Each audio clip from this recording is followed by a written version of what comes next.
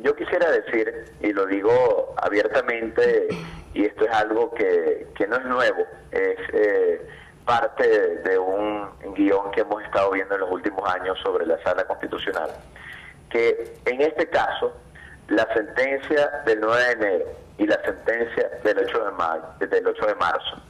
son sentencias que han demostrado que la Sala Constitucional del Tribunal Supremo de Justicia se ha extralimitado gravemente en el ejercicio de sus funciones.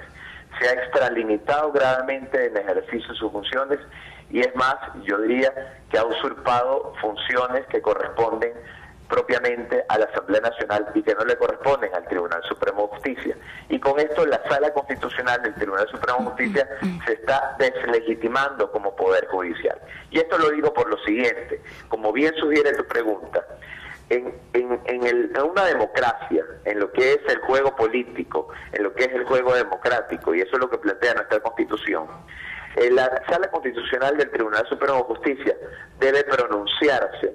cuando el debate político resuelve algo que de alguna manera alguien cuestiona como constitucional, inconstitucional, y lo plantea el Tribunal Supremo de Justicia. De manera que el Tribunal Supremo de Justicia, la Sala Constitucional, termina siendo el máximo y último intérprete de la Constitución, pero no el único. La Sala Constitucional no puede castrar el debate político. Aquí lo lógico, lo correcto, en el caso del 9 de enero, en el caso de esta sentencia de 8 de marzo, lo lógico es que el debate se diera a nivel de la Asamblea Nacional, que las decisiones correspondientes se tomaran a nivel de la Asamblea Nacional, que todo lo relacionado con la ausencia del presidente de la República, con la lamentable desaparición física del presidente de la República y la sustitución, pues, o la encargaduría de la presidencia de la República mientras se realizan elecciones, todo eso se resolviera en el Parlamento previo debate de los diversos factores de oposición y gobierno, porque el Parlamento es a la final el primer intérprete de la Constitución, mientras que la Sala Constitucional del Tribunal Supremo de Justicia es el máximo y último intérprete de la Constitución en caso de que del Parlamento resulte una decisión inconstitucional. Entonces aquí, vamos a decirlo en términos de fútbol, el Tribunal Supremo de Justicia, la Sala Constitucional, está jugando posición adelantada y está de alguna manera planteando ya una interpretación que ha primero debido ser debatida y discutida del Parlamento de manera abierta entre las dos fracciones, y luego de allí, dependiendo de si alguien está de acuerdo o no, debía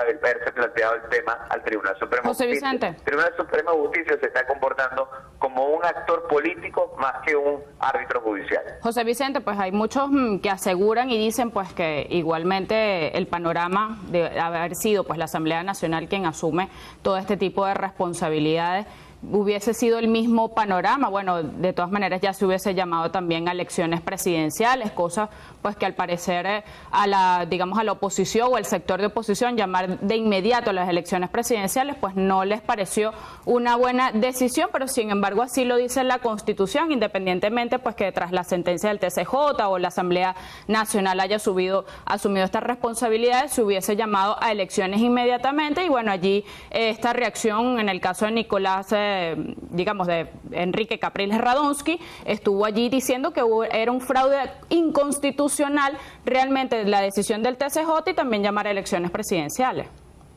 Sí, yo quiero precisar allí, lo que Enrique Capriles llamó como inconstitucional fue la decisión del TCJ, nunca calificó inconstitucional el llamado a elecciones.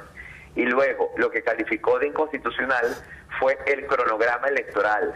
como fue diseñado, no la convocatoria de elecciones, porque la convocatoria de elecciones, como tú lo acabas de decir, es exactamente la que debe ser conforme a la Constitución. Debe plantearse elecciones dentro del mes siguiente, que corresponde al mes siguiente al fallecimiento lamentable del presidente de la República. Entonces, en ese sentido, yo creo que aquí lo que está pasando es que el Tribunal Supremo de Justicia se está comportando, como he dicho, como un actor político más que como un árbitro judicial, y eso de alguna manera está alterando el juego democrático en Venezuela. Ahora, doctor, y lo está deslegitimando. La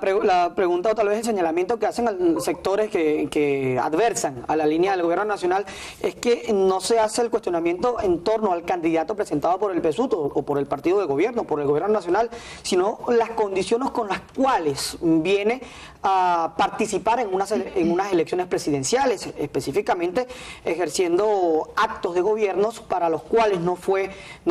electo por el voto directo y secreto. ¿Esto puede interpretarse de esa manera, esa situación? Sí, bueno, efectivamente, aquí hay un tema de legitimidad, básicamente,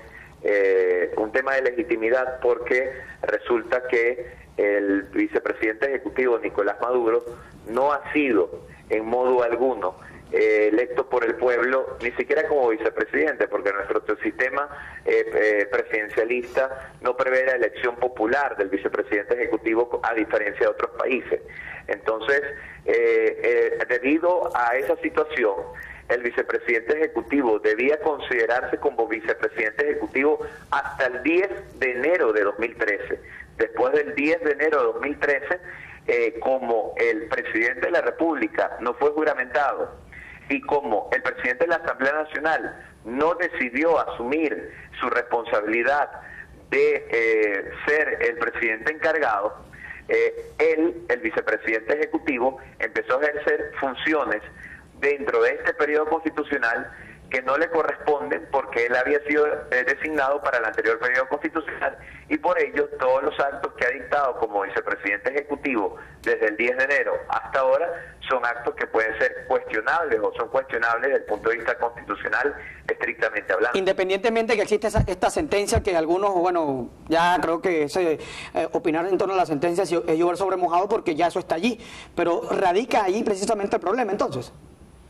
Sí, radica allí precisamente el problema. El problema está en que el Tribunal Supremo de Justicia está actuando como un actor político y claramente parcializado, cuando estos temas se deben resolver primero en la Asamblea Nacional, y de hecho la Asamblea Nacional podía perfectamente, sin que el chavismo perdiera el control del gobierno o perdiera el control de la Asamblea Nacional, podía designar a Diosdado Cabello como presidente encargado y mantener pues todo el control como lo tiene sobre la Asamblea, sobre el Poder Ejecutivo, etcétera, y Nicolás Maduro, perfectamente cumpliendo con la Constitución y acatando todas las reglas de juego, hubiera podido ser candidato presidencial, nada se lo hubiera impedido.